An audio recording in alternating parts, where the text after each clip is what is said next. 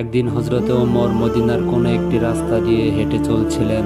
ওই রাস্তার অপর প্রান্তে আরেকজন যুবক মদের বোতল হাতে নিয়ে দাঁড়িয়ে রয়েছিল। ওই যুবকটি খলিফা হযরতে ওমরকে দেখে অনেক ভয় পেয়ে গেল, কেননা হযরত ওমর ছিল তখনকার খলিফা। তাই যুবকটি ভয়ে কাঁপতেছিল। যুবকটি ভাবলো, আজ আমার রক্ষা নেই। যুবকটি বাঁচার জন্য শেষবারের মতন আল্লাহর কাছে ফরিয়াদ জানালে, হে মাবুদ, আমাকে তুমি খলিফা ওমরের সামনে লজ্জিত করো না। সে যদি জানতে পারে আমার হাতে মদের বোতল, তাহলে নিশ্চয় সে আমাকে কতল করে দেবে। হে আল্লাহ, আমি তোমার নিকট খাঁটি মনে তওবা করিতেছি, আমি আর কোনোদিন আমার জীবনে কখনোই মদ স্পর্শ করিব না। তুমি আজকের মতো আমাকে হযরতে ওমরের কাছ থেকে রক্ষা করো। তারপরে হযরতে ওমর ওই যুবকটির কাছে গিয়ে বলল, হে যুবক, তোমার বোতলে কি?